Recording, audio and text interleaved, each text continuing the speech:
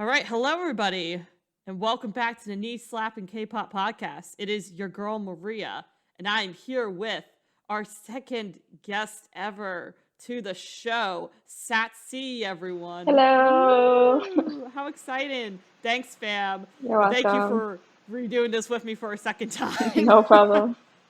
Round two of this. Let's do it. But yeah, so if you wanna, we know each other actually from we run in similar Discord circles, Yes. and I knew the homie here was pretty decently versed. I'd say, even though you are still pretty new to the territory, it's pretty decently versed in the hip hop R&B world in particular. Yeah. So I figured this would be great. But yeah, today we're gonna go over 2020, have a little review, talk about our favorite songs and albums that that were released by R&B hip hop artists, and a little smidge of indie from Korea. And yeah, and so Satsi, I guess you can go ahead and introduce yourself to the masses here. Well, I'm Sat. I definitely consider myself a newbie of Korean R&B and Korean hip hop because I just recently learned all these labels and all these crews and who belongs to what. So definitely new to this, but I've been into idols since at the end of 2016. Started with BTS and then branched off recently to Korean hip hop and R&B. So yeah, that's me. I'm very new. Yee. I'm just going to be talking about how I feel about things. I have no knowledge about musical theory and all that stuff. So whatever's good is what's good in my heart. I don't either, so we are on the same page, Yes. which is fantastic. Yes.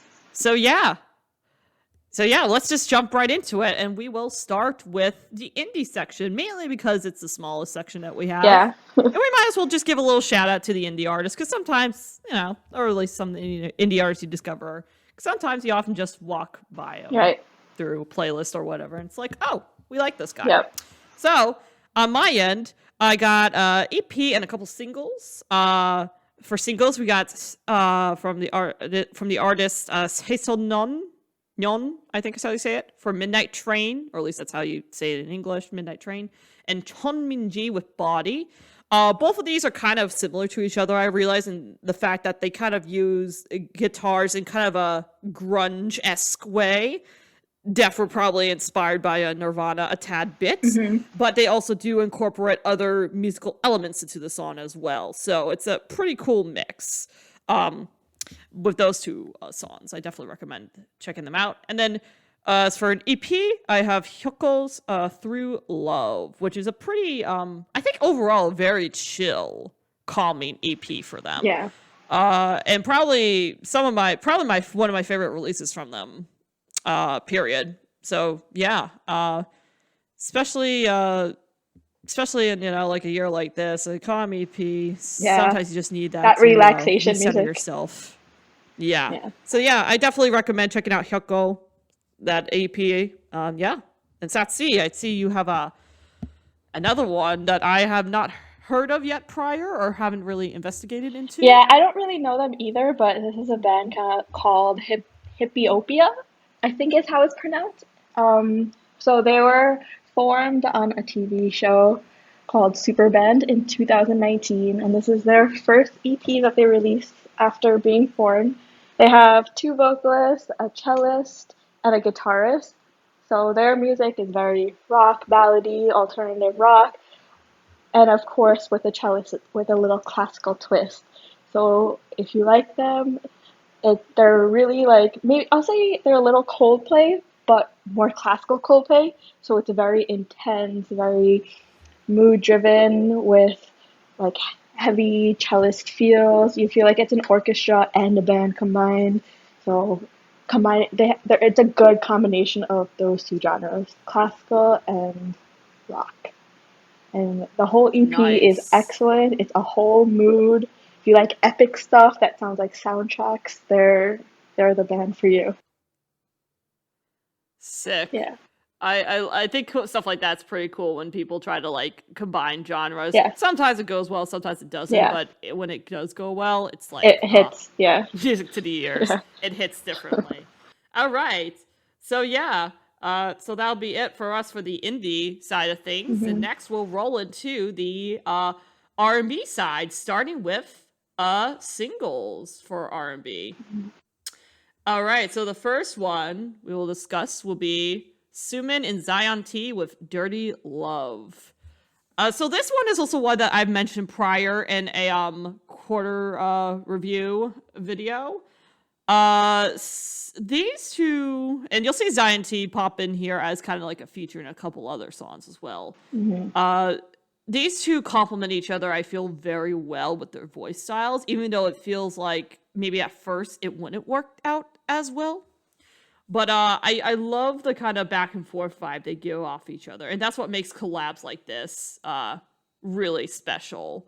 Because you can sense like the kind of musical chemistry and vibe between them. And yeah, I won't repeat myself from what I said prior in other videos, but it's a pretty solid track and a cool one to get into, especially with its kind of R&B with some clear little electronic influences Yeah, mixed in between. it's a So great track. I didn't really know how they're gonna mix because they're really two unique voices, but they blended really well together, and it's a really unique track. it's a sick track. Yeah. Yeah, and I got a few other ones that I don't know if you've heard of Sat yet, but we got Sophia with Ripple, very nice kind of more so traditional modern R&B style, but it's cool. I like the cover art too for this single, just as a side note, but I think it's a nice I visual. haven't heard But this it's one. very yeah, Yeah. she got a couple other songs that are pretty solid. Hmm. But yeah, I don't have too much to say except I think it's a pretty noteworthy song to check out. Yeah. Say will appear a couple more times in this Hmm. mix, but her single that she released with Punchinello, Don't Know, I think that works off each other pretty well. She's a pretty she used to be a part of a K-pop group called Evol. Yes. And which I feel though, as of late, she's probably gotten more famous just on her own merits and talents. She did also drop the single Ziggy Ziggy or ZG, not quite sure how, I think that's how you say it, last year, which blew up a little bit. And but she's mainly an R&B girl at heart. And this song definitely continues on with that tradition. And I think it's a pretty solid track from her. Hmm. She also appears in the song Darling, that's produced by producer Cozy Pop. And she is in the song with Yeonjun, another R&B artist. And those two, it has like a very, this song in particular has a very like nostalgic kind of like 80s kind of like, a little bit, it's R&B, but there's that city pop influence you kind of feel in there. I feel like it works really well together. And it's just a very nice, like, chill nighttime drive type of song that I would highly recommend. So with BP, she is probably definitely from the awards you can tell she's my R&B artist for this year because she is just killing it. Hmm. She appeared on I think you mentioned earlier, Sat, that she appeared on a survival show Yeah. program. Yeah. And and that she apparently did pretty well in overall, you would say? Yeah, I Or think she did. She got through most of the rounds, yeah. I'm not sure, but I know she released a lot of songs, so she should have done well. It was called The Fan. oh, the fan. Yeah. Okay, got you. Yeah, I did I not didn't see watch that the show whole yet, show, but but I saw the auditions, and she did really well. She was really nervous because it was her first time. So the people that discovered her were Tiger JK and Yoon Mirai on Mhm. SoundCloud. So she was super nervous when she went on the first time, but her voice was so good, and they were all blown away. yeah. And I first discovered her listening to Binu and Nabi, Hmm. which Oh were yeah, really Nabi. solid I love songs. Nabi.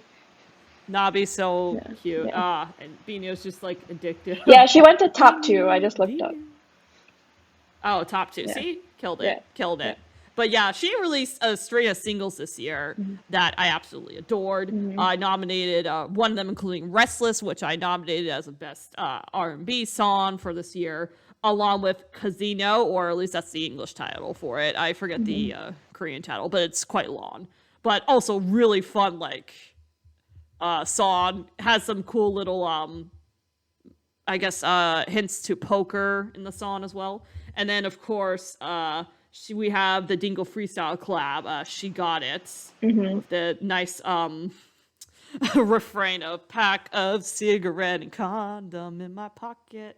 I can't get over that. It's just funny to me, especially when like in the music videos, it's almost like styled like a '90s kind of young girl's room, and it's just kind of like the juxtaposition of that and the lyrics is just kind of funny to me. But it totally makes sense with her because it's like totally her vibe. But yeah, but she has a lovely, soothing, like almost entrancing kind of voice that works really well with R&B, but also works great as a feature in a lot of hip hop songs. Yeah. Which you'll notice she'll probably appear in a couple, a few more songs because of that. I think she's getting more famous now because she appeared in that Knowing Brothers people. So it'd be Hicho and that one other dude. She appeared on their single. So she's branching out and making herself known. Oh yeah, she's putting her work out there. And she's written a few songs in particular for some idol groups. Oh really? And she actually she collaborated she featured in JYP. Fever. Yeah, she featured in JYP's song Fever as well. Yeah. But yeah, pretty solid kid. I'm looking forward to see where her career goes. And we got Zion T back again as a featured, but this time for someone that is under the label that he's leaving or will have left, but depending when this comes out. Vince with the song Emergency, which is a really hot song. Vince is hot. The song is hot. It's just addictive. It's so good. It's just like what you need. Sometimes it's just like one of those songs. It's like, yeah, I need a hot song. And this is the hot song you need. But Vince criminally needs to release more music. He has a great, attractive sounding voice, and it just, especially with his previous single Mendal that he released back in 2019, it's just like, why does this guy not have more music out? We just need more. The people demand more from you, Vince. Come on, man. Come on, man. It's because he's Bring it to Dungeon. us. But yeah, he's Dungeon by YG. Tisk, tisk, tisk. Shame on you, YG. What Shame else is on new? You. What else is new? Quick shout out to producer Dress and Solgum, who is part of the Bombing Tiger crew, and also now officially signed under AOMG after she won the competition program sign here. Their song Sorry, pretty solid, cool track. I like it a lot. Don't really have much else to say except check it out.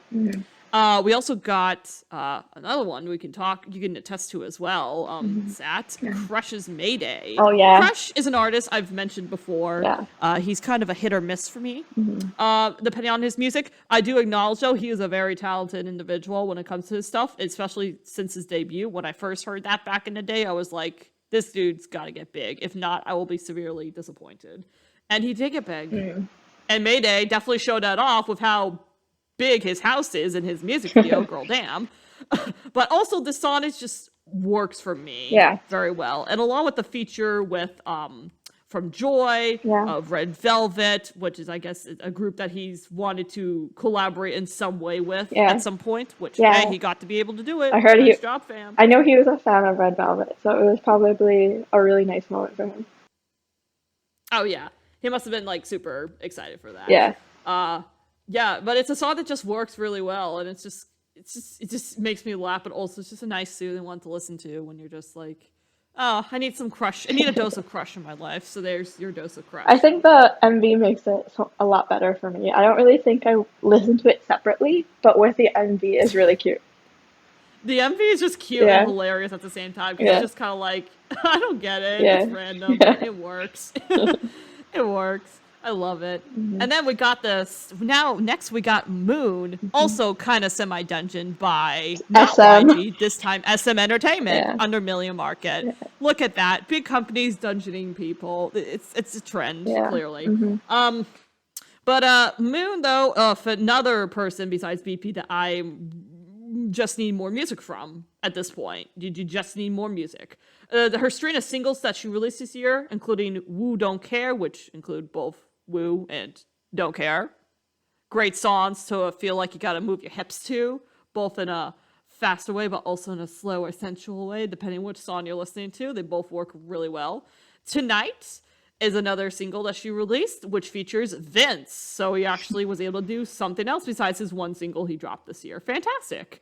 But both sounds very much like a nice, cool club anthem, but like a more chill club anthem that you can just, sway your hips to a little bit. Like, but like, kind of like with an R&B twist to it. And I really enjoy it. And then we got Walk the Night, which, hey, features Zion T. Well, would you look at that? Zion T, the feature king this year, I guess, for R&B.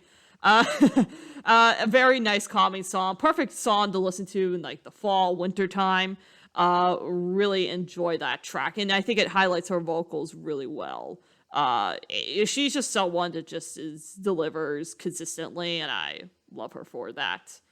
And we also got a single from Ocean from the Blue, the same guy who made me feel special after he liked my tweet. I appreciate you, man. I heard about that. That must your heavenly. Yeah. I got a little bit too excited, and I might have ranted to a lot of people. It's okay. It doesn't happen every day. It's a nice moment. It doesn't happen every day. Yeah. He has his own Discord too. Oh yeah, he does. I have not been in that Discord because I'm just kind of like, I don't know if that's. Yeah. I don't know. Yeah. But that's if you're curious to find his Discord, go ahead. I don't know if I ever will, but hey, he seems to be keen to wanting to interact with fans a lot. Yeah. But his ones, he'll show up again on this list, of course, a couple more times. But this one is for Girl, one of his singles that he dropped. And it just highlights, I think, his voice, along with other songs that he's released this year. It just highlights his voice really well. And it's just so soothing, and how the guy could just hit falsettos like it's no tomorrow. Yeah. And it's just, man, Ocean from the Blue is definitely a name that suits him very well because it reflects his voice very well. And I think the goal of his music, and Girl, I think, reflects that very well in that regard. Mm-hmm. And then, let's see here. We'll save one certain particular song for last from this list. Our combined song of the year. Our combined song of the year. Yeah. But before that, I'll make a little comment on one of your picks with DPR Ian. Yeah. Go ahead. DPR Ian, part of the DPR, Dream Perfect regime. Regime. Kind of like, I guess, it's like similar to ASAP Mob, except, not ASAP Mob. Right. The Korean, the more slightly wholesome Korean version of ASAP Mob, I guess. Mm-hmm.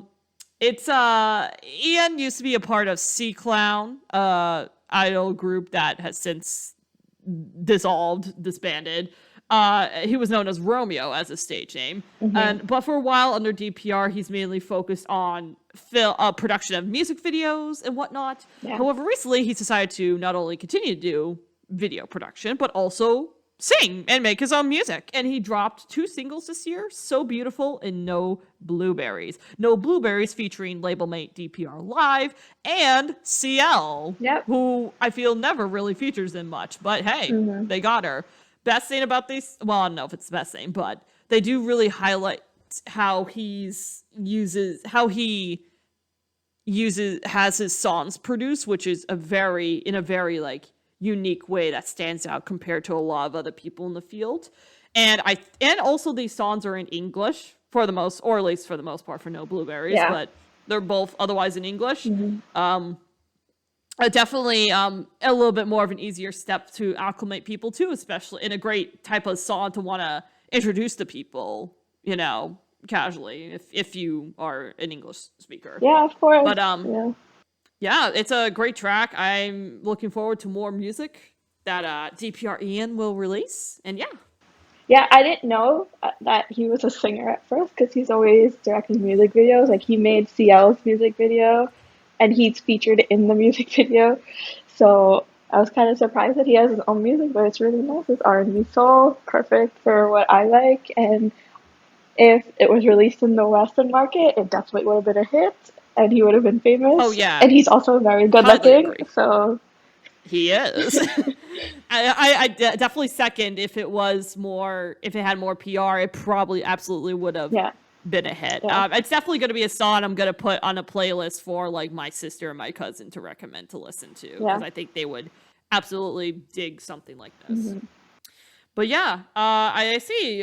Before we get to our combined favorite single R&B single of the year, Yeah. I think you got a couple other songs that you would like to talk about too. Yeah, so another person that I was very happy that released music this year was Jamie, because I thought after, well, Jamie's also known as Jimin Park, and she was formerly of 15N from JYP. So after she left JYP, I thought she was gonna go and hide somewhere for a little bit and not release anything and see what she wanted to do.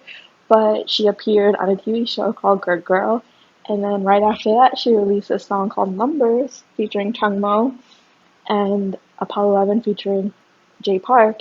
Both are great songs, R&B. And in 15 and she was my favorite voice, so I was so happy. And her previous EP, even if it was a JYP release, it was pop R&B, and most of those songs I had on repeat. Like Pick Up the Phone, I still listen to. So I love her voice. I'm really excited to see what she has in store for us in the future. Have you watched Good Girl? Honest, I have not. I know of Good Girl. Yeah. I'm aware it exists. The only other female rap show that I saw previously was like at least the first season of Unpretty Rap Star, but of course Oh, that it's was it's like several years ago. it's nothing like Unpretty Rap Star. Like Good Girl is so much more wholesome because they're supportive of each other. I love it. I So love that. yeah, I shows I need to check out, but unfortunately, I'm kind of pressed for time these of days. course, yeah. Yeah. You know, But at least like unfortunately. try to look at the performance and stuff because it's like a real good combination of people and really nice performances. Idols and R&B singers and rappers. I will definitely make notes Yeah. because it's one of those that in the back of my mind I've always wanted to check out, but I just have not gotten to it Hmm. because life. And you'll find out there's depending when this gets released, there's going to Hmm. be a video that will me and another KS member will discuss further as to what we've kind of been up to in our personal lives. But Okay. to be tuned. I don't know if that will get cut or not from this, but I'll just leave that in there. Okay. Anyways, I see you also have a familiar face on here too as well. With who? Lee Bada. Oh yes, I love her. She Ibata, was a yeah. discovery of this year because I listened to her for like a week straight because I was obsessed with her voice. So she's an R&B singer-songwriter, and her voice is so chill, so soothing, and I think I listened to her EPs for a whole week because I didn't realize that she existed, so I had to catch up. So she's Yeah, great. Empty Room.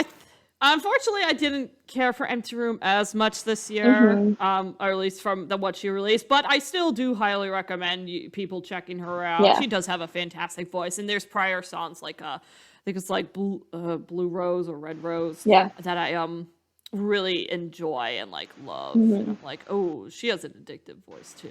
Yeah. Something about these people with Ocean and C and Korean words for C in their names, it just works well with R&B. Yeah. I'm seeing a trend here. Ocean from the Blue, Hmm. Ibata, Ilibata, however you say it.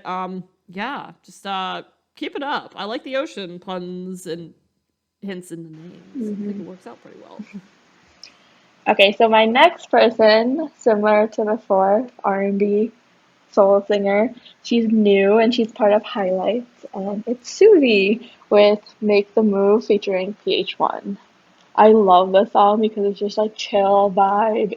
I think it's more of an indie song. And it's just nice to listen to on a day when you're like cooking or something like that. It's a nice chill song, and I love her voice. And Yeah, Suvi also. we'll mention her more in the Highlight compilation album, right? Yeah, a little bit more there, and Yeah. also another song that we're saving for last for True, this true. section. But Yeah. she's one that I'm definitely looking into up and coming from Highlight, along with rapper Jared. Yes, Both of Jordan is those two, great. I think they're both of them. These girls got some talent to them, Yeah. and I think are representing of the spread of Highlight from being just hip hop focused into kind of becoming like a hybrid of hip hop and R&B, Hmm. kind of similar to AOMG, but of course done in a different way. Right. And I am excited to see how how Suvi, in the R&B side, and Jared for the hip hop side in particular flourish under Yep. this kind of label. Okay, and the last person I'm going to talk about is someone we all know, Lehigh. She left YG this year, obviously, and went to AOMG. Yay! So, Good job, Lehigh. yep. Lehigh. How do you say your name? So she Because released, it's either Lee or E, and yeah, I think in Korea it's technically E, yeah, but of course they put an L in front of Lee yeah, in Romanized words. yeah. So what I to do, never know right? what to say because Mark Lee always says Mark Lee. He doesn't say Mark E, right? So I just say Lee. Probably because I think the factor too is that he grew up in Canada, Maybe, yeah, which I think is like an influence for that. yeah, So I hmm, don't know. yeah. Maybe it's both, I guess. Mhm. So her song is more of a ballad, but it has the classic Lehigh um, emotion to it. So it's really great. Nice when you're like in the mood for ballads. Not really R&B, but it's. I think she's still an R&B artist, so I left it in there. I'd say so. She does both. She's like ballads and then like R&B. Yeah, She dabbles in both, I feel like. I think it just depends on what mood she's in yeah, for what she wants to do for music. yeah. But I actually have not heard this song yet. I'll have to check it out after this. But I have heard a couple of her features this year, and Mm. Homegirl killed it. Especially in the next song we're gonna talk Yeah, let's go about. to Song of the She's Year. she's all like, "Daddy, want to smack my ass," and I'm like, "Okay, Lehigh, I know you an adult now." But in case you're wondering, it's the remix, baby. It's specifically the automatic Yeah. remix, aka the smartest career move Chancellor has probably done up to this point, Hmm. in terms of what to release for songs and whatnot. Yeah. So this is originally was a song that Chancellor did with Babylon. I think it's 12E. He's from Young and Rich Records. Hmm. I think I say it 12E or 12. I forget. 12. I think it's 12. Him. You think it's 12? Yeah, Okay. All right. We'll go with yeah. 12. Let's see. And of course, Moon, BP, and Giselle originally, and then of course they decided to invite not just them, but a lot of other people to the table, Yeah. including Jay Park, Ehai, Suvi, Jared, more noticeable ones, I guess, Elo, Marshall, Saran, Suman, Hoodie even features for like a few hot 10 seconds, Hmm. as is Hoodie in her features goes usually. But yeah, this was a great good grouping of a good widespread of more well-known R&B artists and newer up-and-coming R&B artists and some other people that have been around but have stayed, kind of have had a lower profile but have been around in the industry for a while. A good mix of them. Nice to see. You don't really ever get this in R&B or really any other genre outside of hip-hop for that matter, to get this huge amount of people coming together for a song Hmm. like this. And it's great that they were able to do a remix for this like that. Along with that, I also absolutely love both the instrumentals, the more trap beat and the throwback disco 80s Yeah, it's groovy great. R&B inspired Yeah. beats.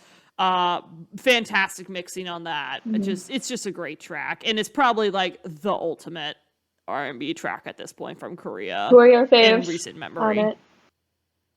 My faves, I would say Giselle and Ocean from the Blue. Giselle specifically from like the original one, if we're from that original core group, and then from the remix, definitely Ocean from the Blue. Yeah. Just especially with that with the retro beat. Yeah, They both do really well on that. killed it. And then I guess for the trap beat, I'd probably say Saran and Suman, mainly because I didn't know that they could really handle trap beats like that. Mm. So like, good job, girls. Yes.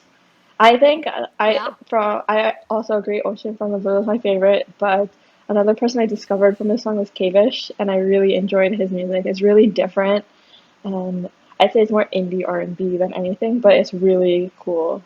So he's someone that you should check out. Yeah, Kavish has a pretty nice voice. Yeah. I agree with that. Yeah. I do absolutely agree. Yeah. All right.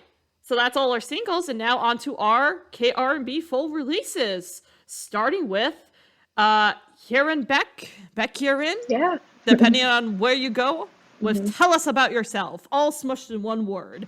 And that seems to be a trend in a lot of these songs. Yeah, they do that a lot. It's just for some reason, I don't know why, but I guess that's the trend. I don't know. Is it a internet aesthetic for I don't know. Korea? Who knows? But yeah, I would say pretty much everything on this. The only thing, I feel like it's easier for me to say which ones I don't really care for this album, which in this case would be the interlude and Hate You. And then everything else I absolutely love on this album, pretty much. This is another fantastic release from Year. And this is mostly in English as well. So again, another cool kind of album if you want to try to get people into, you can. But yeah, she really does branch out and push the boundaries a little bit more dance, light, soft dance elements, if that makes sense. Especially on like the title track, like 0415, and then also some more lighter kind of retro sounding aesthetics and like some later tracks and some earlier tracks in this album. But this was just a great display of her vocals and of her musicality. I just give me more Becky Aaron. Just give me more, and I will gladly take it. Absolutely. And then coming up next, we also have a rookie that just for me blasted onto the scene with how incredible her vocals are. That would be Davita with Creme, because I guess the cream always rises to the top. If it's the best, of course. In particular, me and my terrible puns. I'm sorry, Sat, you get to hear these. That's okay. But I had to. In particular, her songs Evita and Show Me stole the show for me. I did not intend to do that. I did not intend to do that. But yeah, Show Me did steal the show. Yeah. For me. Yeah. And in Evita as well. Evita with that clear influence that 8-Ball definitely had their hands on that track, which I'm not complaining because that was a fantastic produced track and was one of my top 3 songs from this year, according to Spotify. So, you know what? I ain't complaining there, honey. And then Show Me is a great, more stripped down use of her vocals where she just like, you're just like, how is this possible? She is an angel from heaven. What is this? Her voice is heavenly. Oh my goodness. Yeah. I would. And also this EP is, again, going along with the trend of, I guess, Korean artists releasing projects all in English. This EP is also all in English too. Yeah. So again, great release to introduce to people if they're still kind of skeptical and they have to be mostly English speakers. Show them this. Highly check her out and highly cannot wait to see what else she puts out, especially if I get to hear a voice like that frequently. I'm also a really huge fan of Show Me, and I like that like when she shows off her vocals and stuff. So Show Me and All About You are my favorite. Heck yes. Yes. Heck yes. And then coming up next, another female artist I just can't get enough of, Sumin. Sumin with her R&B / electro / once in a while she likes to go retro style. This time she went more of that kind of electro style with XX on her EP. Really solid EP. Can't complain about any of these songs. I really love them all. I think you mentioned Tebow. Yes. Is one of them. I love him. That one seals it. Yeah. He works surprisingly really well with her. Yeah. I wasn't expecting it to because I was just like, oh, what's going to happen here? But Yeah. it works out well. Yeah. I'm not complaining. His line about Pikachu was so good. I just can't. I'm just like, of course, referencing Pikachu. Yeah. You know what? Yeah. Hey, you know what? Pikachu's wholesome. Yeah. Let's take it. It's Pikachu. He said And he then literally says, probably- "I want to catch you like Pikachu." I want to catch you like Pikachu.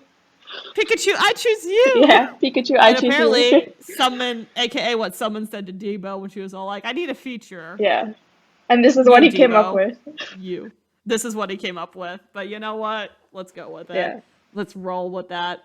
And then probably, I would say, easily slides into most underrated kR&B full release of the year. Just the guy just needs to be listened to more. P-Jun with Break the Line. Yep. Damn, this was a really solid album. Yeah. Like, damn. Yeah. I know K&Me in particular, K Music Every Day. Check him out on SoundCloud. He produces great playlists. Shout out to you, homie. Shout out to you as well. Just gotta throw that out there to the universe. But songs in particular from this album, like Break the Line, Welcome to Radio Galaxy, Phantom, Bepse. Yes, there's multiple Bepses. Both are awesome. Both are awesome. Century and Just Wanna Be Real, which, hey, look at that. Another song title that has condensed English words all smushed together. Again, a trend.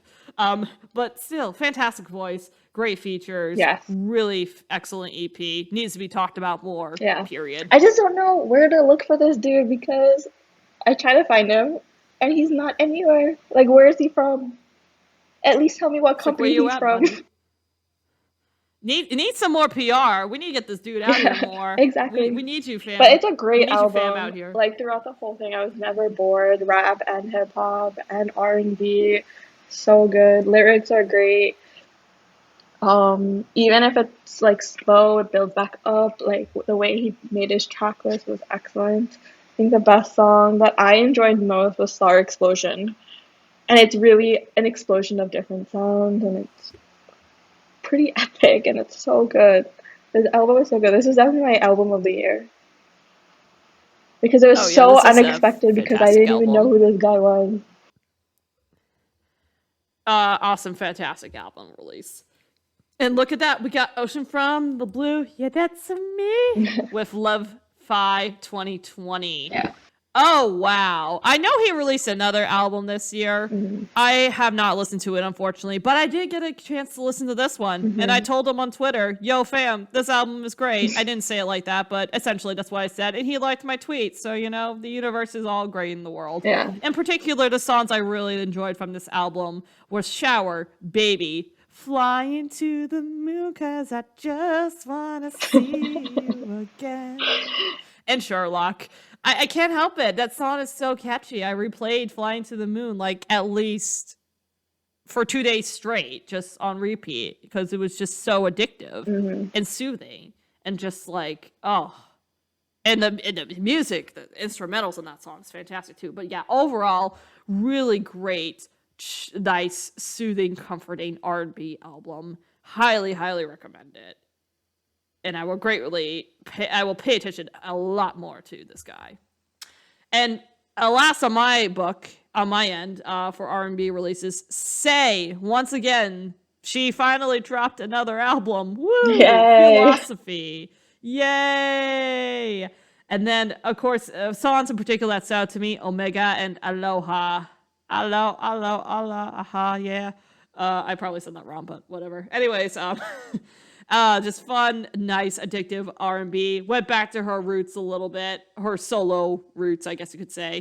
After taking her pop sidestep with Ziggy Ziggy, went back to R&B, and it's just great. It's great music, fantastic music. Really, definitely has moments where it's sensual, especially a certain song, AMAF. Which is like, I think stands for as much as we fuck, yeah. It just makes me giggle. I'm just like, oh my god. Yeah, she doesn't hide it. She's like, I'm an adult. Yes. I ain't no idol group no more. Look at me. Say and BB But yeah. have come out of their shell. She does. She did. Say and BP and D. They've just been like, screw it. We are women. Yeah. We like romance. Yeah. That's the most PG way to say it. We like romance. Yeah. Anyways, but yeah, highly recommend it. Check her out. But yeah, sad. I know you got a few stuff that I have not, unfortunately, really gotten to, but I hear from other people have been pretty good releases. Yeah, so take it away. The first one is Crush. So this is the EP that he released right before he went into the military. It's called With Her, and it literally features so many amazing women on these songs. Great R&B album. My favorites have to be Love Encore with Lee Sora and Step by Step with Yoon Mireille, but I also love the BB song and the Elite High song. They're all R&B except for, I think, the one title he released with Taeyeon called Let Me Go. But amazing EP with amazing vocals. So good. You definitely have to watch it. You have to listen to it, for sure. Oh, yeah. Another one I have to add. All these I have to add to my list, frankly, but Yeah. Yeah. And the next one is Woods. People now might know him from being an X1 or Unique. He went by Choi Sung-yeon, which is his real name. But this EP is K-pop and R&B mix. I wouldn't say it's definitely just K-pop or just R&B. My favorites off that album are Accident, Waikiki featuring Cold, or Buck featuring Punchinello, which are definitely the more R&B songs. K-pop songs are good too, but I definitely prefer the R&B songs. And Wood's like roots are mainly R&B, so I love that he went back to that, even though technically people know him more for K-pop now and being in groups. Yeah, Yeah, good luck to the man, honestly. Especially with the hot mess that was the X1. catastrophe Yeah. and the break, just a the produce series in general, just not a good look. Yeah. So hopefully I hope he does honestly get a good amount of success, Hmm. from his solo activities, because the guy definitely has talent. For some reason, that this I kind of listened to a couple songs from it. I didn't listen to the whole thing, but it didn't really vibe with me as much. But I do hope the guy, has pretty solid success in the future. Hmm. The next one that I want to talk about was Heartfelt 1719. So if you didn't know, she was formerly of Wonder Girls. She was Yeon in Wonder Girls. And now she's in, what did we say her company was again? Amoeba Culture. Amoeba Um, Culture, right? yeah, Amoeba Culture. That's right, Yeah, because that's owned by Dynamic Duo. right, right. So she's in it. Yeah. And she released her album, which is really a combination of singles from 2019 into 2020, but she finally released the whole LP in 2020. Really R&B soul. She puts her whole life on the line in this LP. Like she talks about herself and what she went through, and her vocals are so good, and the synth is so good. And even though it's like a super long album, I think it's 14 songs. Oh You wow. can like really like her musical journey throughout the album is really cool, and what she's into, and it's really nice.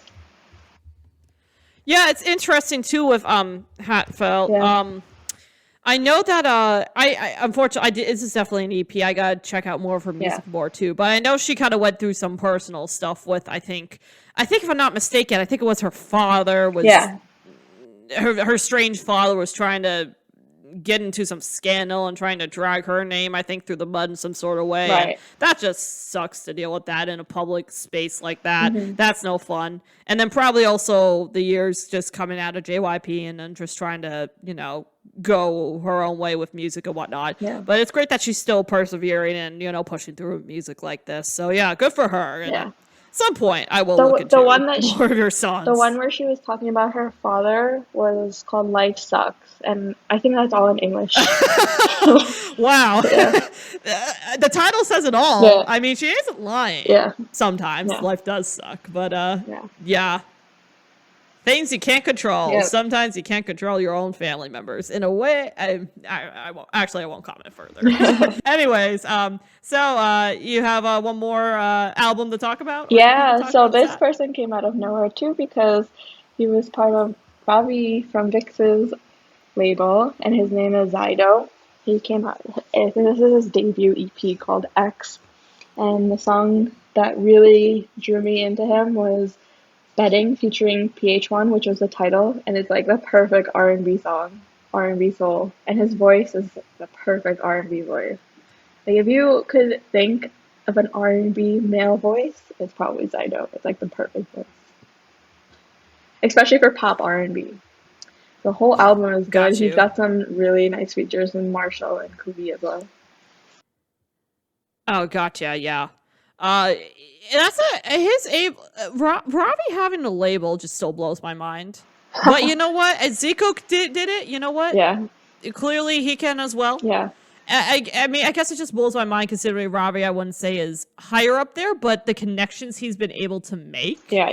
and like who he's been able to feature. I mean, heck, he was able to get Nafla to Hmm. join his label amongst the whole revelation of him and the rest of I guess the rest of the artists under Make It Rain, Right. Right. caught smoking pot Mm-hmm. back in 2019, which is pretty impressive, Yeah. honestly. Yeah. But I mean, pretty impressive he was able to just bounce to a new label like that. But yeah, I it just is more of a reminder for me to really just check out who Robbie is signing up himself. Not so much Robbie's music, because it's fine. It's not really exactly my cup of tea, but I'm down to definitely check out more of the artists that Robbie is acquiring and trying to promote through his label. Yep. You want to move on to hip hop? Moving on to hip hop, starting with the singles. But let's just get the big boy out of the way first, I guess. Show Me the Money 9 songs that we really enjoy. Yeah. Woo. In particular, on my end, VVS, which was basically the #1 single in Billboard Korea this year, besides Dynamite. So props to VVS, props to Groovy Room and Justice and the crew. The Roots, Achu, and Infrared Camera, I would say, are my 4 favorite ones from this season. My favorite 4 are probably No Bad Dogs, because I was a huge fan of Monsoon since the beginning. So that song was perfect. And when Zion T came in, it was so good. So No Bad Dogs was my favorite. And then Achu was really catchy. So I really liked Achu. And Win Win as well. Win Win was super catchy. And The Roots was mind-blowing. Justice and Kundi Panda, like, it really doesn't get better than that. Just this for Kundi Panda. Yeah. Because that boy deserved to get farther ahead in the competition and not lose to Swings. But at the same time, he did go against Swings, who had Simon D with that was so lame. Like, why would you do that? Like, you didn't need to use that card. Because I guess he wants to. I guess it looks cool if you put the control beat this thing to rest to bed like that, I guess. But he didn't need it. That's why I was like, just Swings, just give up. You don't need it. Yeah, I really don't know. I don't know. Swings brings viewership, so I guess. So there you go.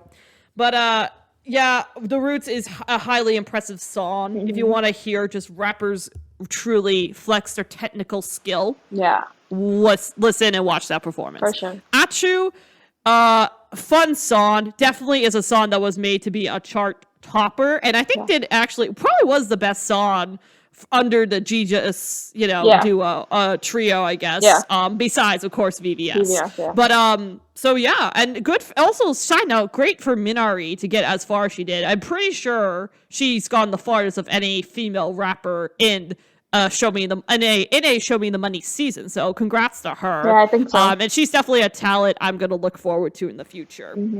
And I mean, VVS is just a nice, really uplifting song. Another great chart topper hit from Groovy Room. Kind of was the underdog song that I think, if I remember correctly, based on the show, that they weren't, because Owen, I guess, was supposed to perform the song with them, but of course, drunk scandal happened because he's part of Make It Rain. Got in trouble, had to leave the show, and ended up getting basically blurred out the rest of the time he was shown on screen in some sort of capacity. And he was supposed to be a part of the original VVS song performance thing too. Yeah. But yeah, and then Kundi and not Kundi, sorry. Mush Venom and Minari both hauled ass somehow a day prior to make this song work, and it ends up becoming the most viewed song performance and the most successful song from this dang season, which is highly impressive. I love comeback stories like that. They just slap. I just love that. And yeah, it's such a great song too, especially featuring also in the official audio version, Kundi's verse and Munchman as well, along with Justice. But yeah, such a great song. And Infrared Camera, really great track that showcases Weinstein's rap and singing ability, I say. He just does a excellent job, and he's definitely going to be someone who I will pay attention to in the future. And he's in Mommy Son's Company, which I find to be hilarious. Oh, yeah. So he knows who Mommy Son is, basically. Yeah. But won't say it, probably. It's probably contractually written. It was on in his show. Contract. Oh, he did say it? Yeah, he was on the show. Oh. Who did he say it was? Was it who I think it was? No, he said he was on Mommy Son's label. Oh, he said he was on the label. He Yeah. didn't reveal who Mommy-san was. Oh no, no. I Got don't you. think Mommy-san will ever reveal who he is. Yeah, he probably has it within one side's contract that he's just like, you cannot reveal my true identity. I am Batman. I must remain secret. Yeah. I don't know. But anyways, moving on from that, we got a I guess you could say CF collab of the year, which is Fade Away, Yeah. featuring I think what's his name? Bonsagon? Yeah. Bonsen? I forget his name. That guy. Hmm. Chucky Y, Palo Alto, The Quiet, and Kugi. Yeah. All these guys surprisingly work together pretty well, I would say. Kugi is kind of like that rapper that has more of a monotone voice that works to It's like monotone. how do I say it? Yeah, it's monotone voice, but it's addictive. Yeah. It just works really well in a way that you wouldn't think would work really well. Hmm. But yeah. And Jackie Y, even though she hasn't really released a solo work of herself in about a couple years now, still keeps featuring in songs. Yeah. And it's good to hear that she's still kicking around and having some fun. Hmm. And yeah, she did a great job, I think, with this release. Yeah. Yeah, I think it's a nice fun song. They show their appreciation for those Michael J's. And yeah. Yeah, it's a great song. I love it. Yeah, not too much to say. Yeah. It's a fun little It's collab a song. fun, nice collab. Yeah. And then I guess I have a slew of songs in my personal opinion to get through. I Hmm. kind of picked a bunch. But let's see. I'll try to go through them as quickly as possible. Hmm. First, we got Bryn. We got You, which was a single of herself that she released much earlier in 2020. That it was catchy. I listened to it quite a bit. And then we got 2 songs off of her latest EP, Silk Moth. I know why your life is getting so hard, which is just kind of a song that makes me laugh. And the title, again, following the trend of let's condense the whole title into one word. Right. Literally, just one condensed big word. Yep. And I'm just like, again, the pattern continues. And then, of course, probably one of my favorite collabs from the year, Veteran. Veteran. Veteran. Yes. Because she's a veteran. She works so hard, she's a veteran. Yep. Guess she needs a lot of vitamins for that. Anyways, she got on the track though with her Palo Alto, Just This, Lila Mars, Workaholic Lila Mars, that dude, and an oldie, actual, probably the most veteran of the group, most likely, Verbal Gent. Yeah.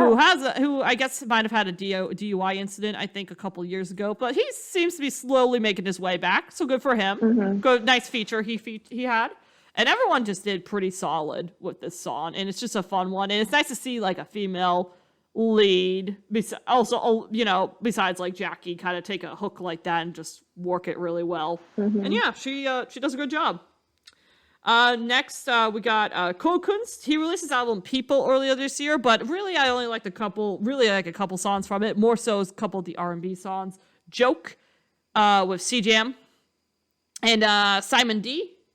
That was a fun one that I liked a lot, mainly because we got more of C-Jam this year. He was kind of quiet this year for the most part, but it was nice to hear him predominantly on a track. And then Get Out, which I think at least has EK and a couple other people on there that was addictive for me too, that I went back to frequently. Nice songs. Did you want to say anything else in regards to Code Kunst? Yeah, Sound? I enjoyed that Yeah. EP because I didn't really enjoy the hip hop side, but I love the R&B side because he had some really cool features in. I think Let You In featuring Cold and DeVito was great. Dirt in My Mind, no, Dirt in My Head is what it's called. Featuring Car the Garden was my absolute favorite. Just a pure R&B greatness song. Oh, featuring Lehigh Oh was wow. great. But even the title was great. Flower featuring J Park, Wu, and Gary Boy. I enjoyed that too. It was a nice EP. It wasn't Nice. really album of the year per se, but it was like a decent EP. Nice. Yeah, I think I tried listening to some of those songs, and it's just because one of those where it's like, some of it just didn't really work for me as Yeah. much as others. Kokut's, I think, is kind of like that, similar to Crush too, where it's like some of his stuff works, other stuff just doesn't for Mhm. whatever reason. Mhm. Not that I think that they're bad. I think it's just more of like what preference kind of Right. deal. But Yeah. yeah, good stuff otherwise. Yep. We got a couple more stuff you could probably attest to. We got Cho Chan with Honey Dance. Yeah, I love I know it. you in particular liked his EP. Yeah. Honey Dance I thought was a nice little kind of a reintroduction to him after, even though he did feature in Show Me the Money, but I didn't really pay attention. I don't think too much this season he was on. Mhm. But he did show up in a project with a couple other Starship trainees back when he was still a Cube trainee, Mhm. OGZ, which was a song produced by Groovy Room Mhm. that I really absolutely love, and it's hands down for sure the best song that a 12 or 13-year-old kid or kids that are in. It's probably the best one out there because it's the one I didn't realize they were that young. I thought they were I thought they were teens, but I didn't think they were like literally barely in middle school. Right. But they killed it. They did so well. Yeah. And he put out Honey Dance this year. Part of it, I think, his EP he dropped earlier, and yeah, that was a great track for him. And it was a nice, definitely had this little trap influence with something about it that also stood out as a little bit poppy as well. Mhm. Definitely has could potentially take off on TikTok vibes, I'd say. Yeah, But for yeah. sure. Yeah. He was on Show Me the Money too. I think it was 6. Oh, okay. Yeah. And Yeah, I didn't pay attention to that season there that was much. there was a song that really did well, VVIP, featuring Sikke and Gakko. Yeah, so that song popped off, and I think people would know him from that. But he was a child on that. So Dang. this is a LP, and it's part 3 of his ID Schoolboy series. And there's a song called Exam featuring Big Naughty, which is really great. I love that one. Or What You Doin' featuring Suvi, which is also great. So you Yeah, should and he's check that linking out. up with some younger artists there. Yeah, which you should do. You should He- be linking up with people your age. Yeah, he is. He's Uh-huh. linking up with, I love it. The young crowds collabing with each other Yeah, like that. yeah. I dig that. I dig that Mhm. already. I like that vibe. And we got speaking of collabing, we got a brother-sister duo.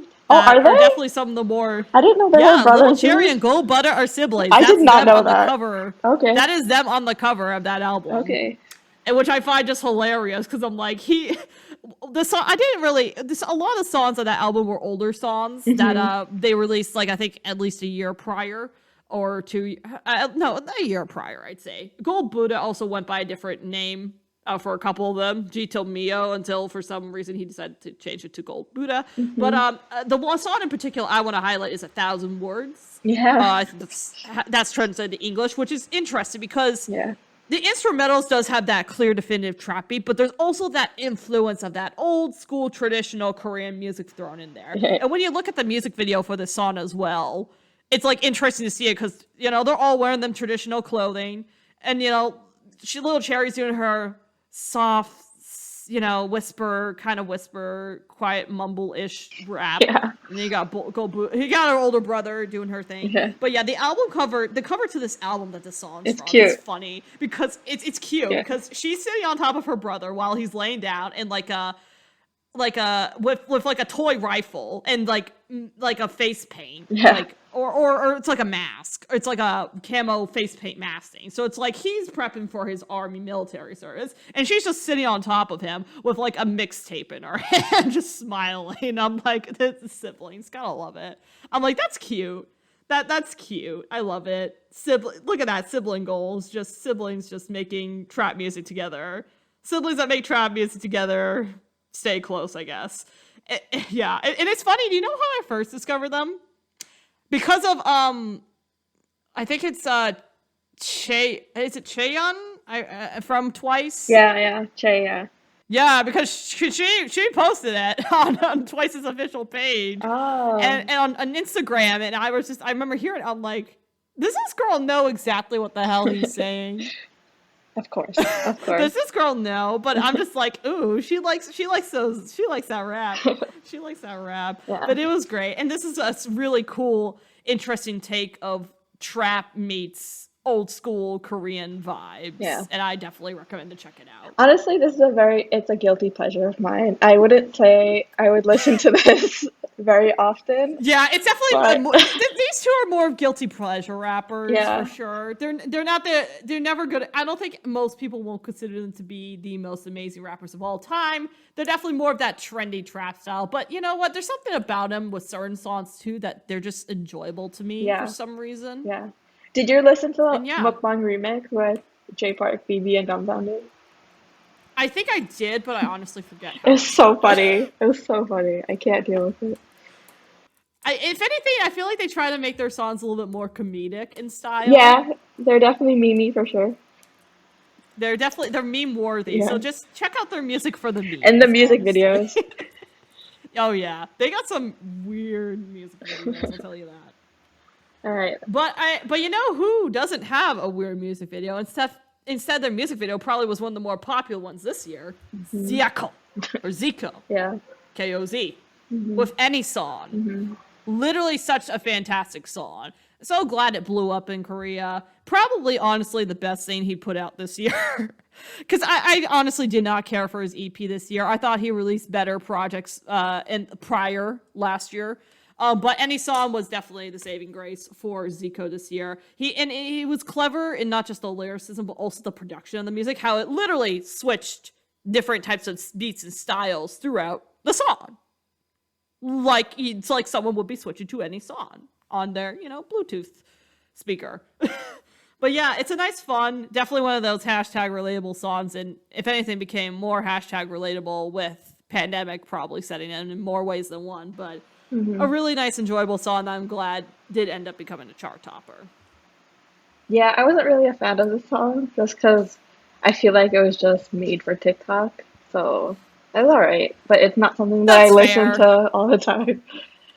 As someone who really despises TikTok for the most part, I understand that Yeah. vibe. But there was just something about this that just kind of, for me, It's was just just enjoyable and kind of put a smile on my yeah. face. But yeah, I can understand though where you're coming from Yeah. totally, because I feel like not just definitely in K-pop. I feel like there's a lot of songs throughout definitely even come from the West too. They try to become those like trendy viral hits. Uh-huh. You know what I mean? Yeah. Like you could just tell like they're trying to become a trendy viral hit. Yeah. Which like if that's one way to get your money, go ahead. But after a while, it's kind of like, Hmm. But anyways, let's see. There's some quick ones I want to Yeah, go go for it. through in particular that I won't say too much on. Vincent Empty with the song Empty featuring Holland, which did end up showing up on his album. I didn't really get a time to check out his album, but Vincent was also on the same season as Holland for High School Rapper 2, I know. And he's a pretty solid rapper. Definitely check out more of his stuff. There's a Crede Joe, I forget how you say it, with Paralyzed. It was a song I replayed a lot for some reason. Don't know why. Probably more so guilty pleasure more than anything, but I say check it out. We got Brady Street with Chills. Definitely more of that trap influence with Brady Street. Another one that's more so a guilty pleasure because it's slightly more generic, but it's the generic that works for me kind of way. Chunmo and Ash Island with Payday.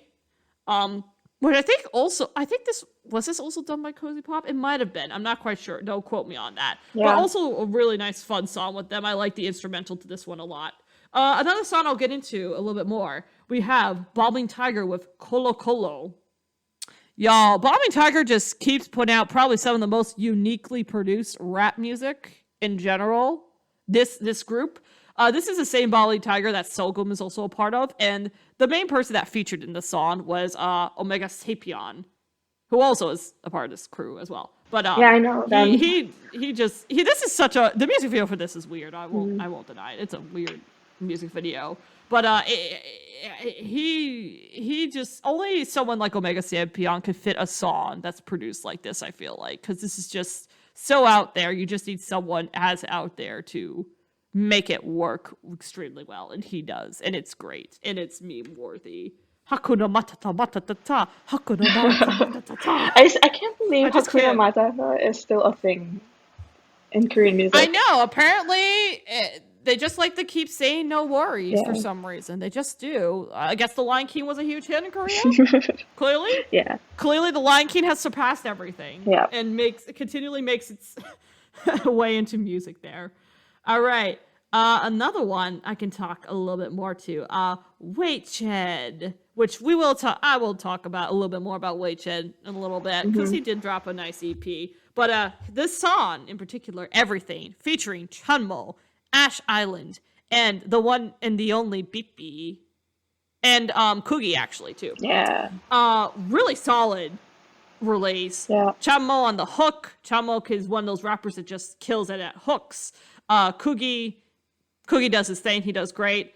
We got Ash Island on the singing everything at least 5 times in a row. Great. And then we got the star of the show, Beep B, with her why the fuck would I bits. And I'm just like, that sass coming through that mic, the sass coming through those vocals, Yeah. just made it for me. And also, I love the guitar riff within the production of the song too from Waitched. It was just really addictive. And I just thought it was a fun song. Yeah. Yeah. And then, Go ahead. unless you wanted to say something. No, about go it. ahead. Okay. But here's one that we could definitely talk a little bit more about together. Uh-huh. Because Kid Millie decided to drop a single that I really liked, along with the homie Dress. As you might have heard him, he did a song with Sogum Yeah. earlier that we mentioned. But Yeah. Dress decided to help produce a Kid Millie song that also features Occasion. Yeah. Occasion? Yeah. I think that's how you say it. Bankroll. Damn. It's The so riff on good. this song is so good. Yeah. Holy cow. Holy cow. I thought- Kid Millie is also a rapper that oh, sorry, go ahead. You can go ahead. No, I just love the guitar at the end. That makes the whole song. In my We opinion. need more rock and rap combined Yes. because it just does wonders. Yes. Run DMC and Aerosmith knew what they were doing back in the day, y'all. Yeah. If you hear something as good as that, you gotta make sure you continue with it a little bit more. I would not mind if Kid Millie continued experimenting with rock because his voice just works with that kind of riff style really well. I feel like it just the way he raps too is just it's so good. It's just so good. He has such good flow. I love it. This was just such a fun song and a nice one to end out the year as well.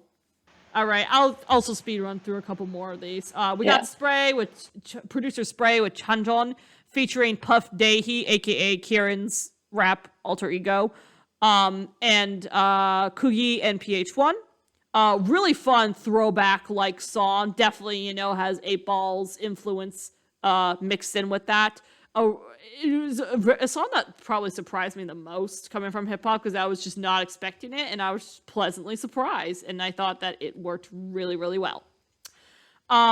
We also got Blue with When I Smoke. Again, I think this one did pretty well in the charts in Korea, if I'm not mistaken. This was, of course, before the drug scandal happened at Make It Rain. Right. But addictive, trendy rap song that I happen to like from him. And then he also did a song with Naftala before Naftala left Make It Rain. Mm-hmm. And then called Nekta, which, one of my favorites. One of my favorite singles from this year. It's just so good. They both killed it in this song too. And it's a shame things went down the way they did, and this was the last thing that they put out before the scandal, unfortunately. But this was such a great high note to end on with Nafla's stay at Make It Rain. This just worked really well. I love the music video too for this. It's the whole school kid vibe and whatnot, and it just works really well. Before we got a couple more stuff. We got a couple songs from CK. CK before he left for the military. He'll be back soon, but he's also been doing a pretty good job making sure he's still around with all of his features somehow. How many did he record? The world may never know. We'll find out, I guess, until he leaves. Yeah. But 2 songs off of his latest full-length EP. I didn't really care for that EP as much compared to another one he released this year, which we will get to. But Nirvana and IBTFY. or probably my favorites from that full length album release. They just work so well for me and just give me that nice, cool CK style that I really dig from him. We got a few Limamar singles as well that did not appear on albums he released this year. Shinsa Dope Bamboo Club Freestyle 629-6 and Catch Me If You Can, which technically is on an album that was released this year already, but he dropped it last year, so I'm going to count it because I thought it was a cool little song. But of these crew, I'd say Shinsa and Bamboo Club Freestyle were probably my favorites from this.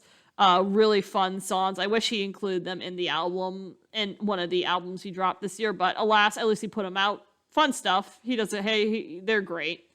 Hashwan also released an album this year, but I really mainly focused on 2 songs from that album the most. Teenage in Closets.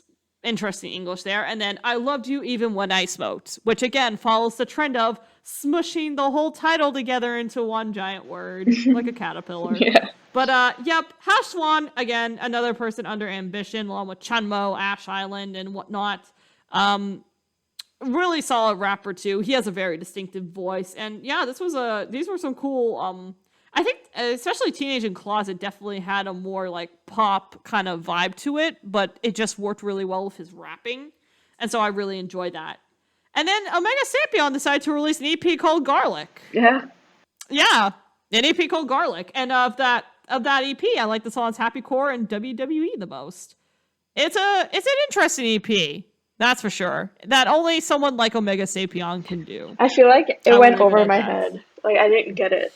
Like I don't understand it. I don't think I still get it, to be frank with you. Yeah. But to be honest. Yeah. But 2 pretty good songs, definitely worth a attempted listen to. It might not be exactly your cup of tea, and that's fine. But you know what?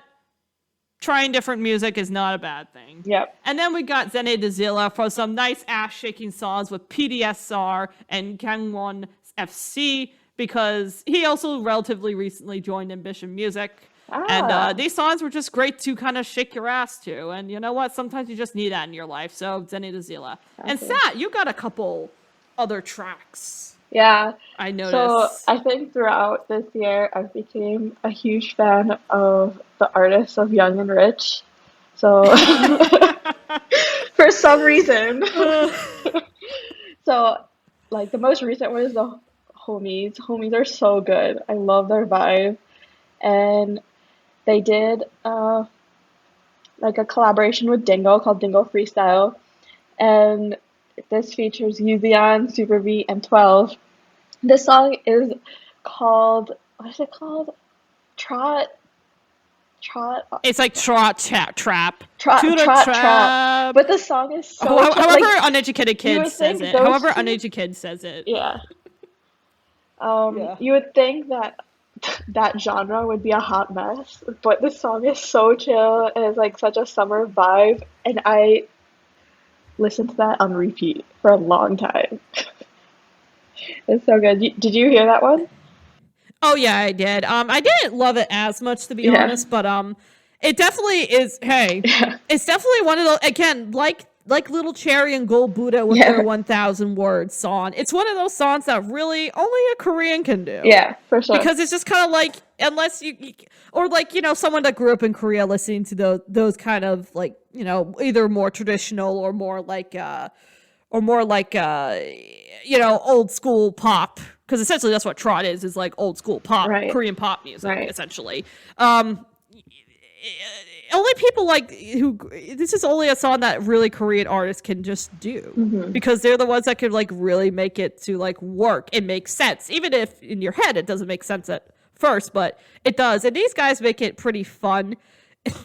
It's just humorous, and every time I see that music video, I just laugh, because I'm just like, it just should not work, but it does work, and I'm glad it works, you know. And the last one I enjoyed was PH1's Nerdy Love featuring Yaren Beck Yaren, whatever she's going with. See, we don't even know. We're just like, Apparently, it's on Spotify. It's Year Beck, Yeah. but of course, traditional Korean names would be Baekhyun. family name first. Yeah. It would be like Baekhyun, but Yeah. who knows at this point? That's just a chill song, chill vibe. And it's just something that I listen to when I'm just like studying or doing something else or just chilling. Nothing more to say about that one. Nice voices, chill song. But I listened to a lot. It was on my top listen to songs, so I had to add it in. Yeah, I think I listened to it a couple times. Mm-hmm. I think it's this. I think I didn't go back to it because it's a style that PH1 does that I don't really care for as much for whatever reason. Yeah. But it's not bad by any means at all. It also was released I in the beginning of the year, so people kind of forget about it. True, that's probably also another factor. Yeah. But you know what is up my style with PH1? What? And with that, let's transition to some full K-hip-hop releases with PH1's X, the Yes. worst mixtape album, because that is my style. Yeah. Most of that album is my style. Holy cow. I don't know what happened. And PH1 for a long time was just someone I was just like, okay, he's good, but his style of music I'm not really here for. It's a little bit more softer and slower and blah, blah, blah. He moved But on. then he decides to put out the X, the worst mixtape. And I'm just like, where was this all this time, Harry? Harry Park. Where was this all this time? I almost called him Harry Parker. Harry Parker. Like Harry Spider-Man? Parker. No. Well, that's true, but also like Harry Potter. Oh, makes sense. You know what? Could Yeah. he be? Could PH1 be the Korean Spider-Man or the Korean Harry Potter that the world just needs? Yeah. You never know. You never know. Yeah. But the worst mixtape, easily one of my favorite albums from this year. Yeah. Holy cow! Meet and greet. Yeah. Okay. Yeah. Pack it up.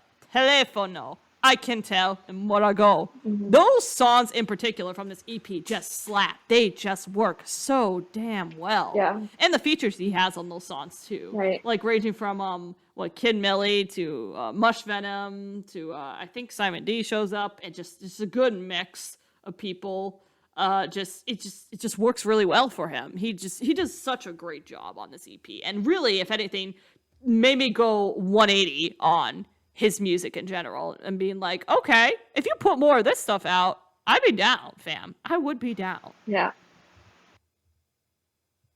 But yeah, next we got a two-part, not really a two-part, but more so a 2 EP release from Yoonbi from Highlight Records.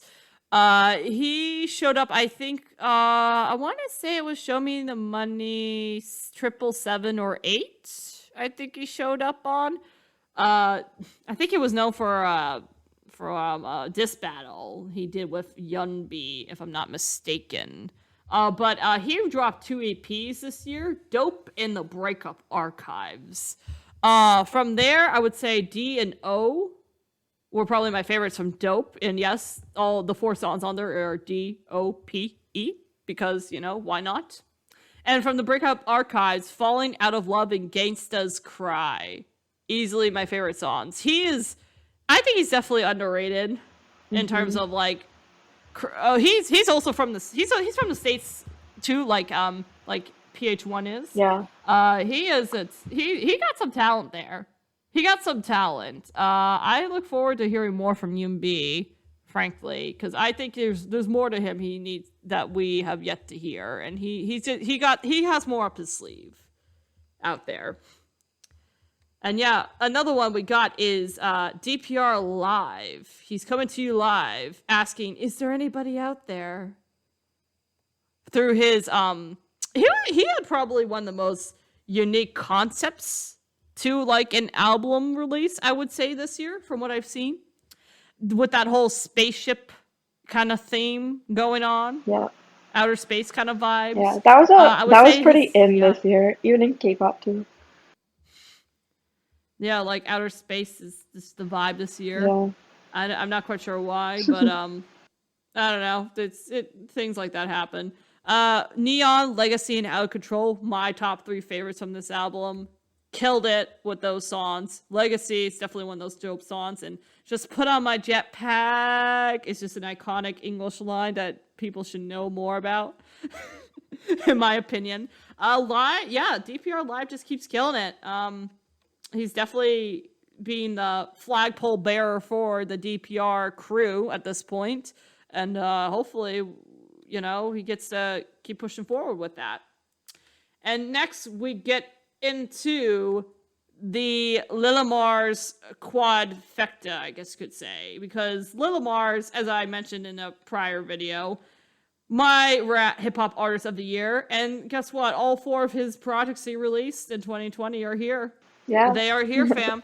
Starting with his second project with producer Toil, Toy Story 2, with my personal favorite songs being Son San Hero, Gone, Breakup, and Hey Lady.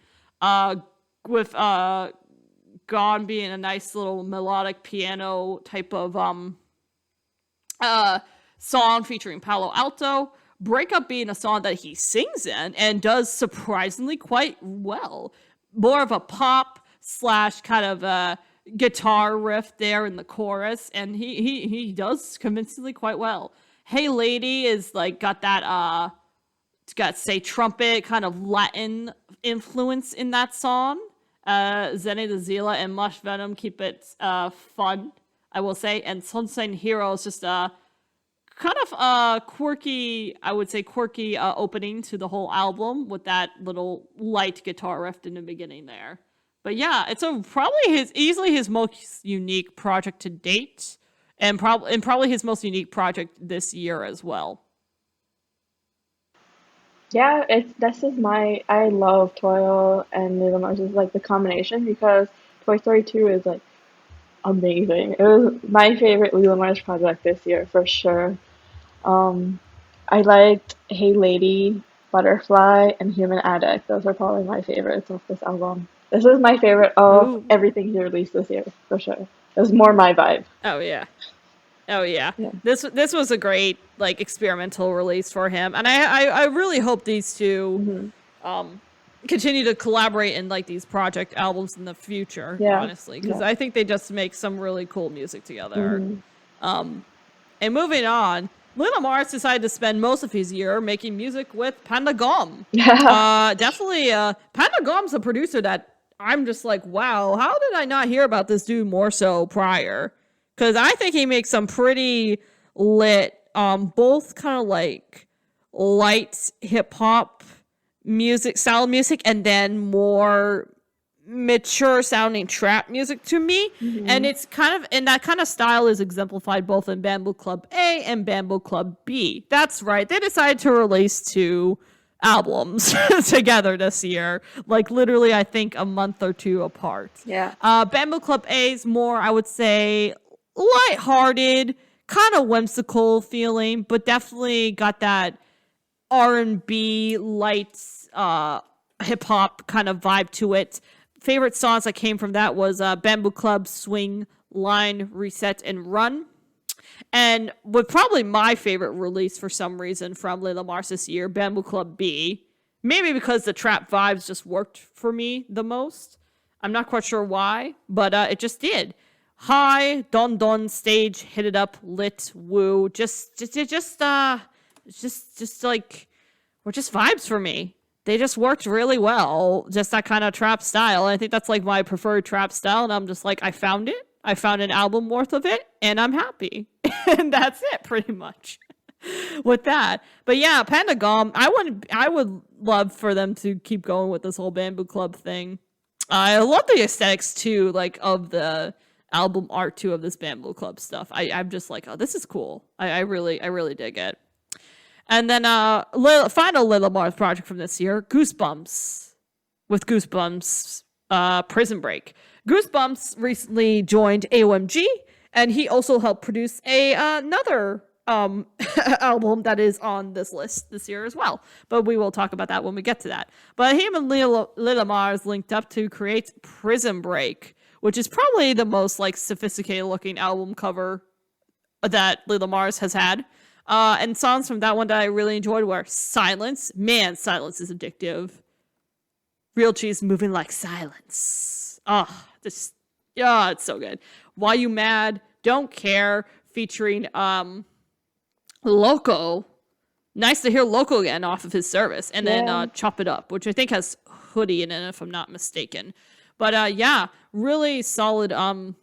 Another really solid album too. Probably lower though on the total list, if I have to be honest. Yeah. But still, I think it was a pretty solid release from him.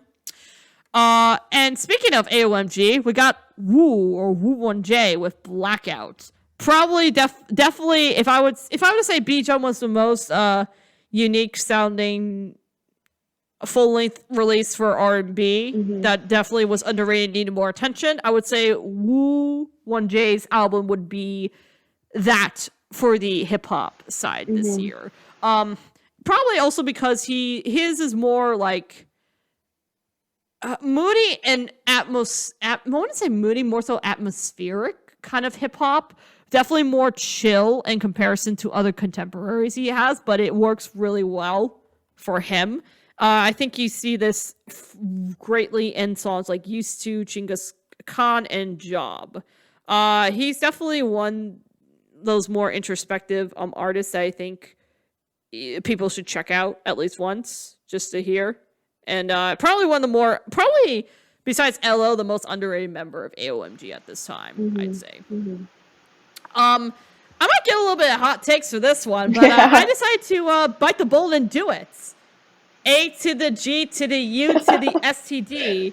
D-Boy is back with D2. Yeah. Yes, I decided to include a BTS member on this list. Because honestly, this was a hip-hop album. It was. I agree with that. He may be a K-pop artist, but this is a hip-hop album. Yeah. This boy has his roots in hip-hop. And I thought this was a pretty damn solid, good follow-up to his first release. This was definitely better, in my opinion. Yeah. I think overall it's a better project than his first one, I think. You got Digital, which is basically almost like a love letter to old school medieval old school Korea, basically, in a way. The MV is so epic. Literally. The MV, they definitely put a lot of budget in that MV. Yeah. Good lord. It's fantastic looking. Yep. And then songs like What Do You Think, Strange, Hansel, and My Dear Friend, which features Nell. the lead singer of Nell. Yeah, I love that on song. that track, which is such a good song. Yeah. But yeah. I mean, hey, if I'm good free to put Zico on here, and then I guess it makes me clear to include a BTS member whose project was damn good. Yeah. And yeah, August D did it, showing that, you know what, idol rappers can still put out some really good stuff. That's legit hip hop. Yeah. And speaking of some more legit hip hop, we got Highlights, a highlight compilation album, Legacy. And yeah, this one kind of surprised me because I wasn't necessarily looking out for this one at first. But it definitely kind of snuck up on me when I went back and listened to it, being like, oh, damn, this is good. Yeah. This is actually quite good. It's really good. I liked everyone except for one. Yeah, this was a pretty good album. In particular, highlights for me is Simple Things, You Don't Know, which I'd say both versions of You Don't Know, because there's two of them featuring different people. DREAM and Cool Kids Part 3 have to be my favorite songs from that album. And yeah, Highlight, I feel like, is mostly, known for Palo Alto, I feel like, but, especially with the more up-and-coming artists he has on his label, like Swervy and Suvi and Jerd and Yoonbi and artists like that. I think they have a really good roster of younger, talented artists in there that I am just super excited for to hear more from in the future. For sure. Jerd, Suvi, both favorites. The only person I don't like is Sweetie. He's a little hard to get into. Yeah, Sweetie, yeah. I don't know. Yeah. I'm kind of just like, oh yeah, you're here. Yeah. Okay. Cool. Not that you're bad, but you're just kind of here. Yeah. You don't really do it much for me. Yeah. And then No, I he guess makes it known he's there because he's yeah. very loud. Oh yeah, he is loud. he makes it known he's there, but I'm still kind of just like, yeah, okay, move on. Yeah. But I will say, not to be outdone, even though Highlight may be seen as KME's label of the year, Higher Music, or really more so Jay Park, likes to claim that Higher Music is the label of the year, not only for 2020, but I guess for 2021 as well, given the recent remixes. Yeah. But anyways, Higher Music still decided to drop not one, but two compilation albums, the Red Tape and the Blue Tape. With the Red Tape being the more so hip hop hard collab album essentially, and the Blue Tape being the more chill R&B / chill hip hop influence type of album. Right. I would say of my taste, Red Tape I definitely favor more because I'm a sucker for that hard hip hop style. Blue Tape though definitely had some pretty good hits to it as well. Yeah. In particular from the Blue Tape, I liked Live from Big Naughty single. Yes. Lean on Me and End of the Night. And then from the Red Tape, I listed a good chunk of the album in there. How We Rock, DDD Freestyle, Forever, Closed Case, World Domination, The Purge, which probably would have been my hip-hop track of the year had VVS not existed. Not just saying. Team and The Arrival. I'm But yeah, I'm this still was a solid Team release. The Purge. Team, yeah. Otherwise, I would have, but then Yeah. also people from Knee Slappers surprisingly actually liked VVS, and I was shocked. And I'm like, you know what? We got to do it to them. Yeah. We got to do it to them. But yeah, The Purge, fantastic song. It's just such a good. Oh yeah, it's so good. Also, This is actually Go ahead. This was just a really good release for me. I just really enjoyed this release overall. You know. Yeah. I think both of them are extremely good. But in the Red Tape, the person that stood out to me the most was Big Naughty. I really loved him on I this tape. agree. Yeah. If anything, this made me go, "Who is this kid? Yeah. Hello, Right? hello, Big Naughty." Definitely looking forward to see what he does under Higher Music. Yeah. I look forward to his future releases. Trey Day will be interesting too, especially since I hear he's going to be going on the next High School Rapper. Yeah, I heard that competition, I too, think. but that's a rumor for now. So we'll see what happens. Rumor for now he might be, Yeah. but he's also one to look out for as well. Yeah. Because they both Higher Music recently acquired those two kiddos, and but yeah, especially with especially in The Purge with Big Naughty, he has that big ass fluffy hat, and he's just like doing that whisper rap at some point. Yeah. I'm just like, damn, look at this kid go, look at this kid. On But the yeah, on the Blue Tape, I really loved Golden, but it's so sad that he left. and not only did he leave Yeah. Higher Music, he changed his name again back Yeah. to G Soul. G-Soul. I'm like, damn, man, you can't make up your mind. Yeah. But I will say, G Soul, Golden, G Soul again, I guess. Yeah. Definitely someone who I think people should pay attention to more. He has a great voice. He also used to be a part of JYP back in the day. Probably allegedly was quote unquote the longest trainee ever, quote unquote. Not quite sure but he apparently was. But yeah, he has a great voice. Definitely check out his stuff. Fantastic. Moving right along, though, we got CK again, but this time with a project I really enjoyed with producer Goosebumps, officially OG. This was easily probably one of my favorite CK projects to date, with songs like VJ is Classic, No Hook, Dear Me, and Domain 2020. Really great EP overall. CK, I think, this should have been probably the one he released right before he went to the military, but I digress. This was a great producer collab album that he had. I really thoroughly enjoyed it. And then what else do we got? We got Kuni Panda with Garo Suck, I think is how it is. Yeah. Pretty sure. I don't know how But to say yeah. that. Which I think is actually technically the Korean title for Black Box. And Camouflage and Paper Rolls are songs off of this release that really showcases his lyricism.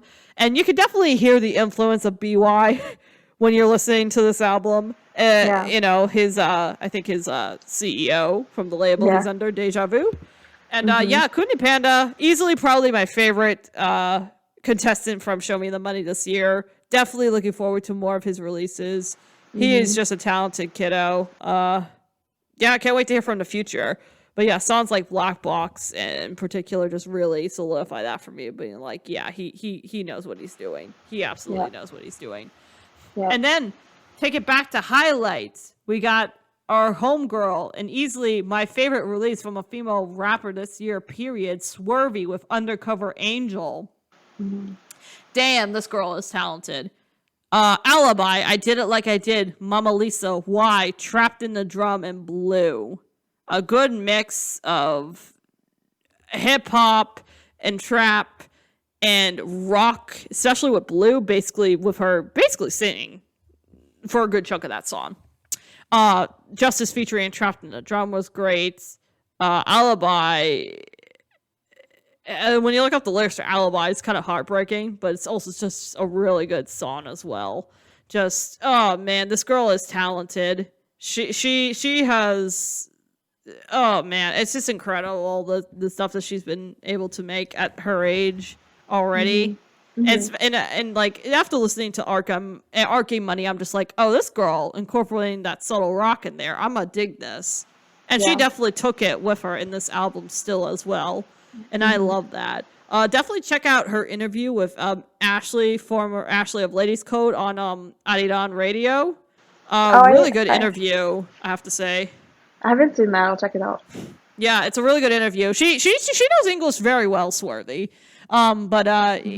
She's a solid artist. She does talk about her early life and whatnot, and it's some really interesting stuff. I'd check her out. Definitely pay attention to her. She's going to be a female rapper. I will look forward for years to come. Yeah. We got Kim Hyoun from Ambition with Love Hate. This album surprised me towards the end of the year. I was not expecting this album. I didn't realize it was the emo trap album that I needed at the time, but it became that. Yeah. The emo trap album that I needed with Baby Jayo Wora, I think is how you say it. The Finally remix. Oh, that song's addictive. In particular, her Sailing Boat with Basagon, I think is his name, and then Come Back. You definitely hear like when he raps and when he also has moments when he sings in this EP of just like that kind of like inner turmoil, inner emotions that does exemplify love and hate really well. And I think Kim Hyoun does a really good job at that. But yeah, if you need your emo trap fix with that little guitar influence in there that shows up from song to song, this is your album for it. This is your album. I really haven't heard this one, so I'll check that out after. Yeah, it's pretty solid. We also, and Chumbo, not to be outdone by his other label mates, decided to release a project with Paul Blanco, Bipolar. This was an interesting one, I have to say. This was quite an interesting one. With Shoot, which is Paul Blanco's one of Paul Blanco's solo songs, Swish Flow, one of Chumbo's solo songs, and Tour Day 5 Freestyle. These two are an interesting combination. Paul Blanco especially, because he just has moments where he just goes all out, and it's just kind of like, damn, this guy kind of nuts.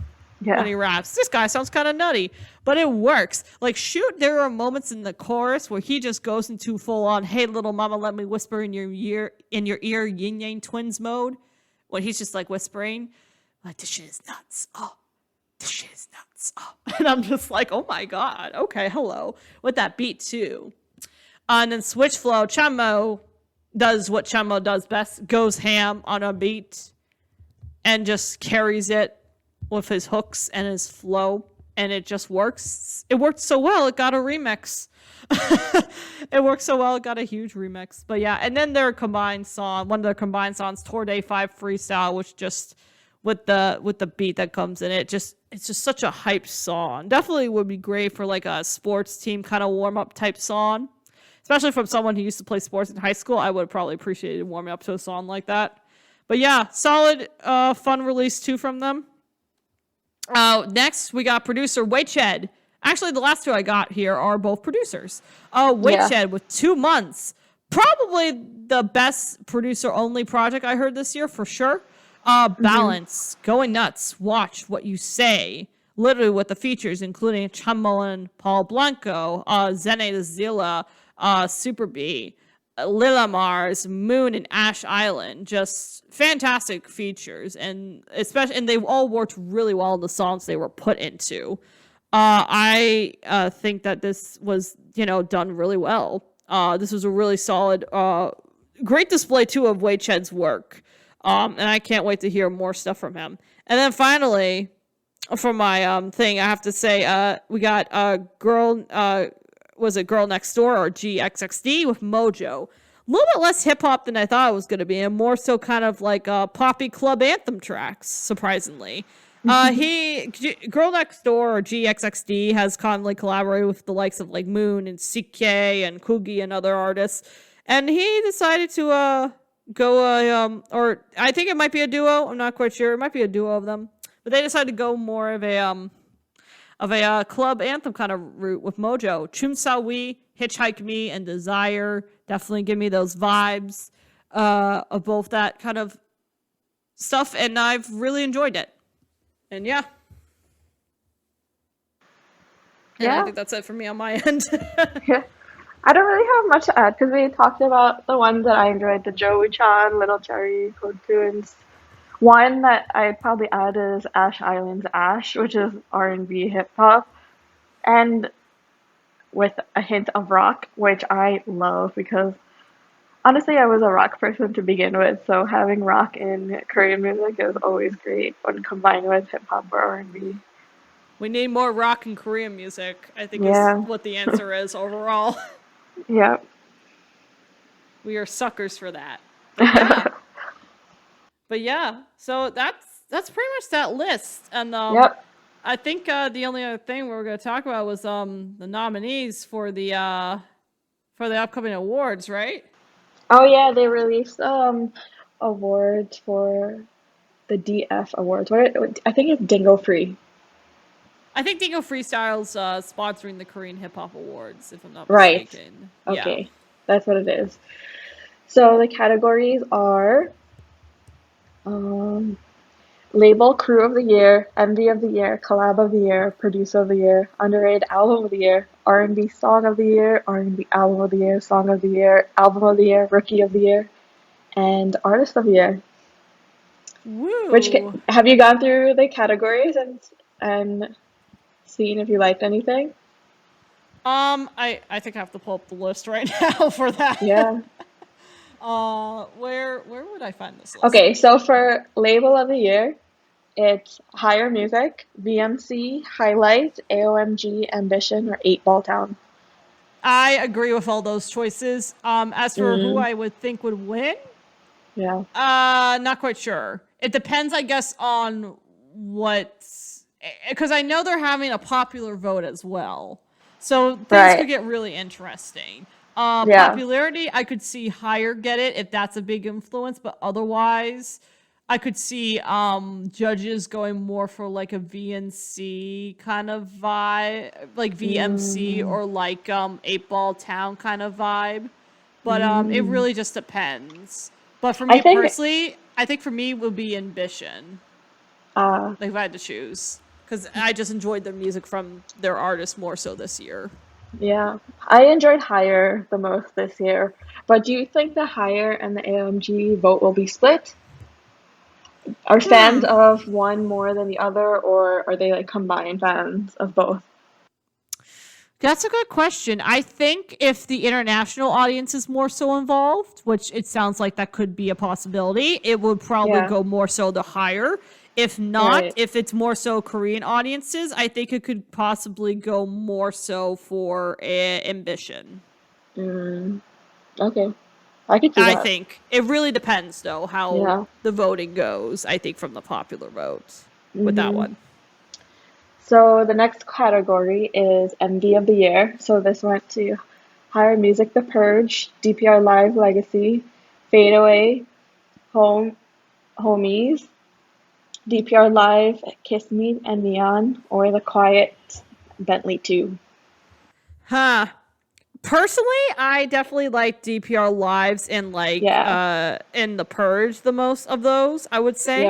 As for who I think would win, that's tough. I'd like to give it to DPR Ian, but he's not an option. True. I would. I wish I could, but I think the problem is his music's a little bit too pop, I think, for this award show, unfortunately. Yeah. Which is sad. But any other popular award show, I would definitely throw my money at DPRE. But I'd say if I were looking at it at truly MV perspective, I think it should go to DPR Live for sure. Yeah, I'd give it to I'd DPR say. as well, but I don't know what song though. Yeah, Probably Kiss Me and I Neon. think I think the MV is what would you say? Probably Kiss Me or Neon. No, but I think Kiss Me and Neon are the same MV It's the though. same MV, yeah. It's Yeah, I combined think MV. so. I think it'd be to that MV for Mm. both of those songs. Oh, okay. Yeah. So Okay. I would go for that music video, I think. I think that would Okay. be one of the ones that would appeal to critics more so. Because it definitely has more of that artsy vibe to it, but it really just depends what they look for in a music video. Plus, again, the audience vote as well. So, but yeah. Okay, so the next one is Collab of the Year. So Chungmo Swoosh Flow Remix, VVS, Bentley 2, Automatic Remix, Fade Away, or Gwangil Jo. I don't know what the name of the song is because it's in Hangul, but it's the Oh, okay. remix of that song. Okay. Yeah, I think probably popular vote might win out this one, which for would be VVS. VVS and probably between VVS, Switch Flow, and I'm trying to think what else did you mention that Automatic Remix. I'd probably Yeah, say one of those three most likely. I'm gonna go with yeah, probably VVS, considering just yeah. how popular that song was. Mm-hmm. I'm gonna lean towards that one. I'd say VVS, it'll probably win, but I would like it to go to Automatic Remix because I think it's a really cool collab of people. Oh yeah. I Yeah. think Automatic Remix would absolutely deserve that as well. I 100% Mm-hmm. agree. But I have a feeling popular vote might win out this one. Yep. Yeah. So I next get the one, vibe. go ahead, go ahead. Oh no, I get the vibe that popular vote will win out with that one probably. For sure, for sure. So next is Producer of the Year, and the nominees are Groovy Room, Code Kunst, Geary Boy, Toil, Bronze, and Goosebumps. Yeah, a good set of producers. Yeah, If we're going for critical vote, I would say absolutely Toil, without a doubt. Popular Toil. vote, Yeah. yeah, Toil for sure. Like critical vote, and probably my personal favorite in terms of the experimentation he did with with just the songs that he did overall this year, but particularly, of course, with Layla Mars with Toy Story 2. But Right. popular wise, I would not be surprised if it goes to Groovy Room or Goosebumps, but most likely Groovy Room. Helps that they Yeah. were on Show Me the Money in Groovy Room was so particular. good this year, though. They were I so really like good their beats. on Show Me the Money. They did Yeah. really good music. So I Yeah. would not be disappointed if they got that at all. Yeah. So Groovy Room. Yeah, I'd say most so it's probably going to be Groovy Room. Yep. The next category is Underrated Album of the Year. And the nominees are Jay Park and DJ Wagon, Everybody Sucks. JJK's album, QM's album, Homies, Ghetto Kids, Fisherman, The Dragon Warrior, So Samuel, DIAL. Dial. Oh, I'd say for this one, my personal favorite would have to be The Dragon Warrior. The Dragon Warrior. Yeah, because that's a really uniquely made album for sure. Yeah, I Um, get that, but I kind of felt bored listening to that. oh, that's fair. Yeah, Yeah. that's fair. I really could see that. enjoyed Homies, Ghetto Kids. I love them. I think it's because I haven't listened to Homie's album yet, so it's probably Okay. why. So I Okay. feel like I can't really judge that, but Yeah. for me, I probably say as for underrated, probably that one. But I have a feeling most likely it's probably going to go to J Park and DJ Waygun if Yeah. popular vote wins out this Yeah. one. But But that one's also album's pretty pretty cool good. EP too, though. I Yeah. won't deny that. Yeah, it's pretty good. It's got some weird beats. And then we got some nice Waygun is by DJ hooks in Yeah. there. Okay. Waygun So is the next category is R&B Song of the Year. So Lehi's Holo, Crush Ohio, Chancellor Automatic Remix, Davida Vida, BB's The Long One. What's the long one called? It's in Hangul, so I can't read Oh, it. that would be Casino. Okay. So Yeah. and then So Samuel, one of the So Samuel songs. Oh, I mean, Good options, really good options. I think the BB song is Casino because that's the album art. It's gonna be if it's the chick in the red dress holding, I think, Yeah, it's whatever. Casino. Yeah, it's Yeah, that'd be Casino. Yeah. yeah. Personal favorites definitely Davida. Hmm. And obviously I find it funny the automatic remix is Yeah, I only know. getting nominated, not the original That's like song. everybody. That just makes me giggle. It's like, wow, that Yeah, was a smart career move, yeah, Chancellor. He's probably happy about that. yeah, Um, I would say my favorite's definitely automatic remix, Casino, and Davida's yeah. songs for I'd sure. probably I give think it should be the to ones who won. I'd probably give it to Automatic Remix just because it's so Yeah, epic. Yeah, I agree. I think it probably will end up being automatic remix. It's probably gonna be that or Casino. I get a vibe, but yeah. yeah, The next song is R&B Album of the Year, and the nominees are Crush with Her, Yaren Beck, Tell Us About Yourself, So Samuel, Unity 2, Suman Act X, Davida Krem, um, J Banoff, Good Thing remix. yeah. That's what I need to check out. Yeah, I Was it haven't checked it out Jivanoff? either because it's a I've remix heard it's album. good. Well, it's interesting because there's a remix. Because the remix album has a bunch of features on that one, but there's also Uh-huh. the original album, which is like the same songs except without features. Right. So that's like those two are projects I need to check out at some point, but because Yeah. I've heard good things about them, and the album art looks Mhm. pretty cool too on that. But Mhm. for this one, my personal favorites definitely go towards the woman in this category with Yeah. Davida and Suman and Beck Kieran. I feel like Mhm. Yaren's kind of like a darling with critics, so I wouldn't be Yeah. surprised if critics go for her. As for popular vote, I'm not quite sure. Uh, It'll probably be Backyard or Crush. yeah, I'd probably say it's going to be one of those two, most likely. I would like Sumin to win. I love that EP. I would love Sumin to win because she has some really cool music and she deserves something. But Yeah. but I feel like Yaren and Crush had the edge in terms of international appeal as well. So Mhm. yeah, Mhm. Okay, so the next category is Song of the Year. And the nominees are Bentley 2, Any Song, VVS, Nuxel's Ak- Akira, oh The that's a good Purge, song. The Purge, and some Guang Il-jo song. Um, good. I think it's a pretty good actually setup. I didn't talk Yeah, about Nuxel's album because I think I listened to it too late in the year to really have a good opinion. But Akira yeah. is a pretty good song from him, so I do not. Mm, I like that song. Um, and then let's see. The Purge. The Purge is great. yeah, I'd probably I'm give trying it to to The think. Purge. I probably will too. And definitely for in terms of popularity. I mean, Yeah. VVS is also most likely a pretty good contender for trying to get VVS this or Any one. Song. And any song too as well. Like there's Yeah, some those two in particular are bigger heavy hitters, so I wouldn't be right, surprised if one of those two get it out of this right. group. Hmm. So the next category is Album of the Year, big one.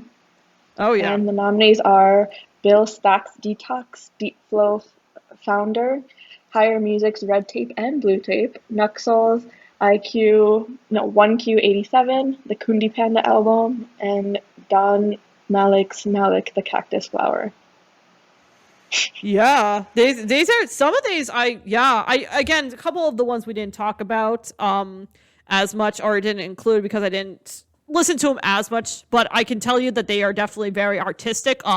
Deep Flow's the founder, especially. He uses a lot of like actual instruments, like Yeah, drums and whatnot in his, and that's a pretty impressively produced album. And right. I can't. It's hard for us to judge it. I feel like for me in particular, it's hard to judge Deep Flow's lyrics because he definitely has lyricism, but I think without understanding Korean, you don't really get all of that. But Right. you can tell he definitely is one of those like lyrical rappers. So I wouldn't be surprised why that album is popular and would be a darling. I've heard Hmm. good things about Bill Stack's release, Yeah. Detox. Have not Hmm. listened to it though, so I can't really make a judgment there. And Nuxall, who's also part of BMC, again, pretty solid album too, but didn't listen to it enough to really form I feel like a good opinion on that one. But yeah, I think this one's going to be more so a critical darling. I think the international crowd will try to push for the Red Tape Higher Music Tape, but I think there's better albums. It's actually technical albums both. on They're this both list. nominated, so it's like a combination of tapes. Yeah, so it's probably just the whole package they're judging together, most likely. Yeah. But I'm going to say I think it's going to go towards maybe Founder. I have a feeling. I haven't think it's listened gonna to be that, Founder. so I don't know. Yeah, I think that one. I think this could be one where critics win out potentially. So I'd say Founder. I think, but that's my opinion. Yeah. Okay, so the next category is Rookie of the Year. So this is the nominees are Homies, Weinstein, Swervy, BB, Gwangiljo, Davida.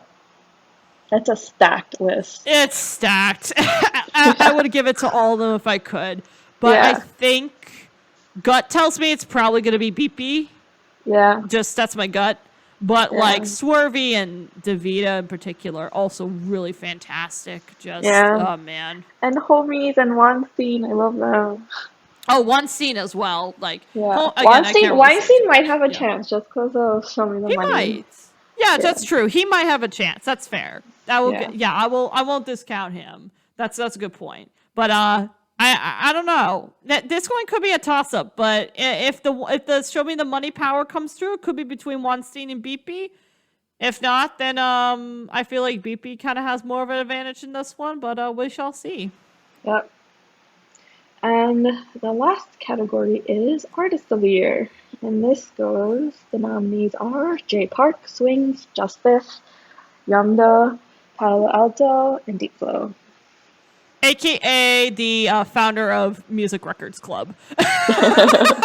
Actually, pretty much. Probably besides Justice, I'm pretty sure. Yeah. But again, I wouldn't mind anyone except Swings. Like, I don't think Swings deserves it because I don't think so. I don't think did he put out an album this year? Did he? Because I don't know. Yeah, I just don't like the idea of Swings winging anything at this point. Jeez. Someone's not a big Swings fan. But I personally don't think Jay Park should really either, to be honest with you. I feel like he just mostly featured, if anything. Justice, you could argue with Justice, but he also didn't really put out an album. He just kind of... he definitely had good features. Yeah, he was around because of Show Me the Money, but otherwise, I don't know. It depends. I think I could see, depending if they're going to go with production, music stuff, and lyricism, I could see Deep Flow getting this. But popularity could sway this one too, so we shall have to wait and see, I think. Yeah. I don't really know, but if I had to guess, it would probably be Jay Park. But yeah, I love Justice, so he's my pick.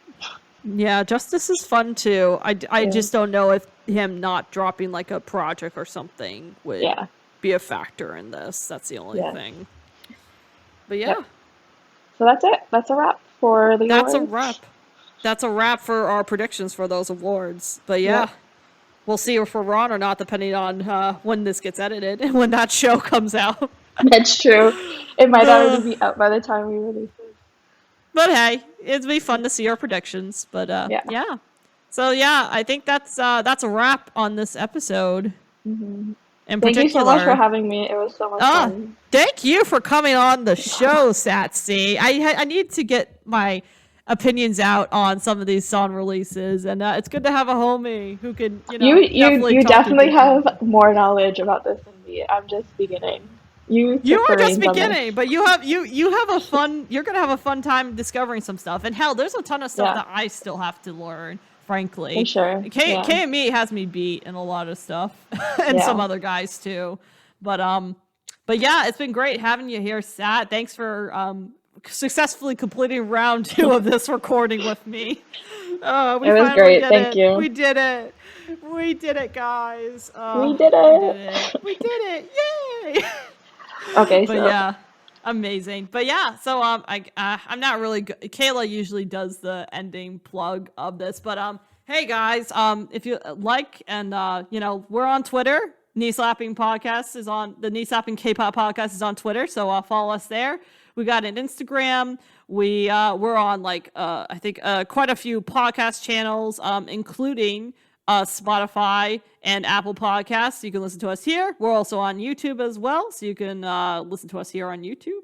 And all the links to our social media stuff will be down in the descriptions for these places below. And come back, come listen, especially if you want to hear me pop in once in a while, talk about some stuff within different aspects of Korean music that aren't necessarily K-pop and idol groups. Yeah, I hope to be able to do more in the future, but given my current work situation, I'm not quite sure if that will be as frequently as I hope to. But I hope I'm gonna try to push forward and create a little bit more content so I can discuss and more about at least hip hop and R&B more so in the future. But yeah, thanks Sat for coming in today for this introduction to it on this podcast. Thanks for having me. No problem. And yeah, that's a wrap. So thank you everybody. Have fun, stay Bye. safe. Bye-bye.